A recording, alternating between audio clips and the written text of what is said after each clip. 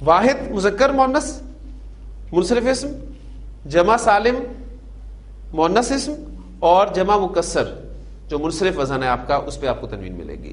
تو وہ اسماء کی وہ کیٹیگریز جن پر تنوین آتی ہے، آپ ان کی تنوین ہٹا دیں، اعراب ہلکا ہو جائے گا. میں آپ کو ہٹا کر دکھاتا ہوں. کتاب اعراب ہلکا ہو گیا. آیت، آیات، کتب، یہ اعراب ہلکا ہو گیا. اسی طرح حالت نصب میں جب یہ اسماء جائیں گے، ساتھ ساتھ اس اعراب کے سبق کو آپ نے لازماً یاد رکھنا ہے. کتابن کی حالت نصب کیا ہے؟ کتابن، آیتن، آیاتن، آیاتن، آیاتن. اس کو خاص طور پہ آپ نے ذہن میں رکھیں. جمع مؤنث سالم جو آپ کی کیٹیگری ہے، اس میں اعراب جو ہے وہ آتن اور آتن ساؤنڈ سے ظاہر ہوگا. آتن اور کتبن. حالت جر بھی لکھ لیں، پھر اکٹھا ان کا اعراب جو ہے وہ ہلکا کرتے ہیں. کتابن، آیتن، آیاتن، کتب. حالت رفع میں اعراب ہم نے ہلکا کیا. حالت نصب میں کریں، تنوین ہٹانی ہے، ہٹائی تو جو الف لگا ہوا تھا ساتھ، وہ بھی ساتھ ہی غائب ہو گیا، کیونکہ وہ الف جو تنوین کا خاص ہے. اس میں الف ایڈ نہیں ہوتا، لہذا آیتا، آیاتی. تنوین ہٹی، الف بھی غائب ہو گیا. حالت جر میں اعراب ہلکا کریں، کتابی، آیتی، آیاتی، کتبی. دونوں طریقے سے آپ اس کو کر سکتے ہیں. حالت رفع میں ایک مرتبہ اعراب ہلکا کر کے نصب اور جر میں بول دیں.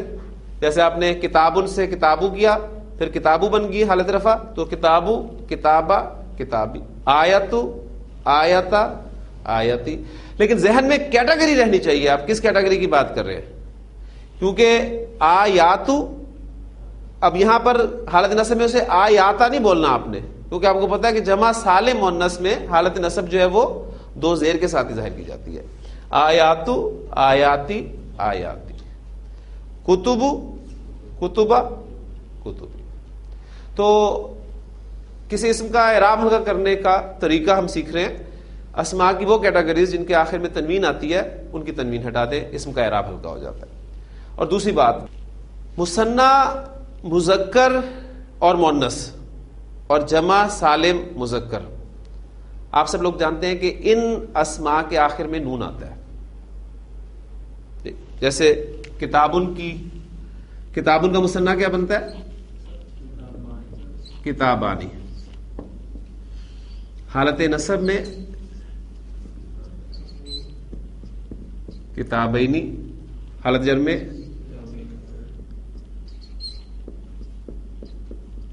کتابینی. آیتن کا مثنیٰ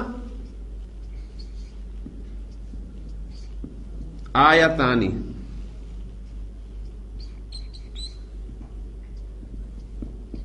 آیتینی،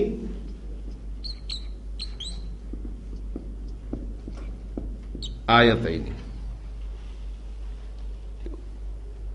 اور جمع سالم مذکر کی بات کر لیں ساتھ ہی، کیونکہ ہم دیکھ رہے ہیں کہ جن کیٹیگریز میں اینڈ پر نون آتا ہے. مسلمون کی جمع سالم کیا آتی ہے؟ مسلمون. حالت نصب میں مسلمین. حالت جر میں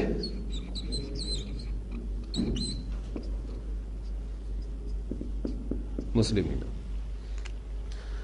تو اسماء کی وہ کیٹیگریز جن کے آخر میں نون آتا ہے، اور وہ ہم فیصلہ کر چکے ہیں کہ مثنیٰ مذکر مؤنث میں آئے گا اور جمع سالم مذکر میں آئے گا.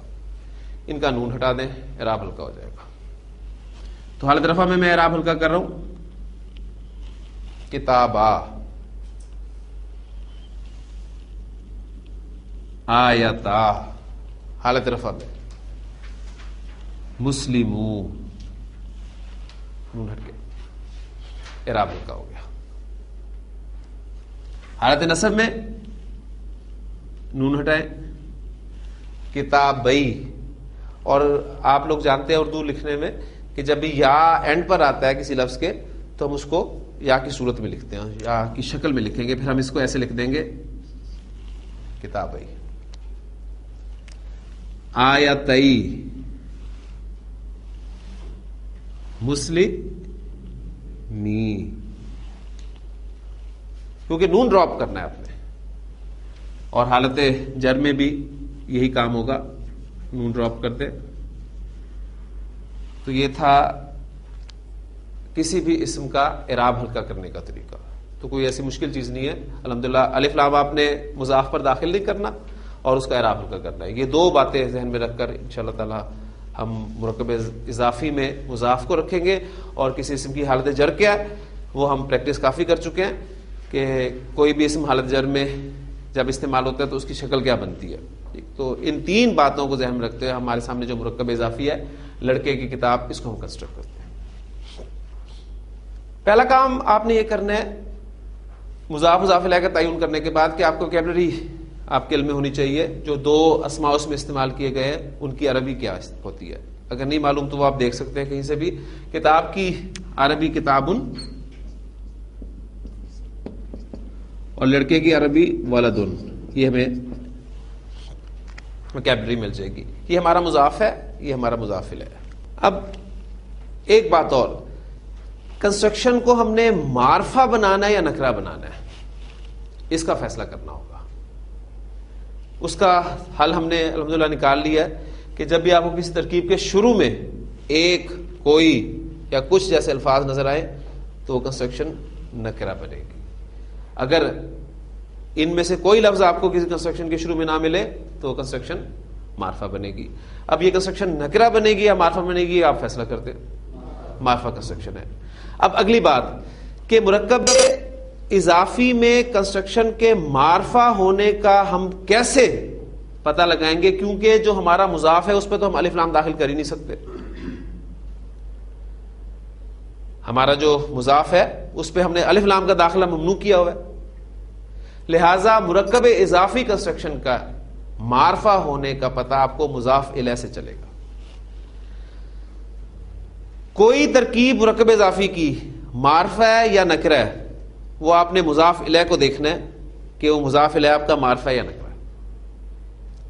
لہذا اب آپ کا یہاں مضاف الیہ ولد لفظ استعمال ہو رہا ہے، لہذا اس پر آپ نے الف لام داخل کرنا ہے، کیونکہ کتاب پر آپ الف لام داخل نہیں کر سکتے. یہ دو تین باتیں ہیں. اب اس کو کنسیڈر کریں. ہمارا مضاف ہے، اس پر الف لام داخل نہیں کیا تو اس کی شکل بنی کتابن. یہ میں نے الف لام کے بغیر استعمال کیا، پہلا شرط اس پہ پوری کر دی. دوسری شرط اس کا اعراب ہلکا کرنا ہے، کتاب ہو گیا. ولد مضاف الیہ اس نے جانا ہے حالت جر میں. ولدن کی حالت جر کیا ہوگی؟ ولدن. ٹھیک. اب چونکہ کنسٹرکشن معرفہ ہے لہذا اس ولدن پر میں الف لام داخل کروں گا تو یہ بن جائے گا الولدی. تو کنسٹرکشن مکمل ہوگی. کتاب الولدی، لڑکے کی کتاب. کلیئر ہوگی جی. اگر ہماری کنسٹرکشن ہوتی کسی لڑکے کی کتاب یا ایک لڑکے کی کتاب،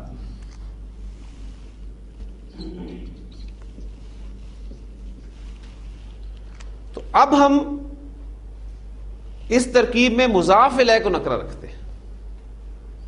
لہذا ہم ولدن کو حالت جر میں سمپلی استعمال کر دیتے، کتاب ولدن، کسی لڑکے کی کتاب.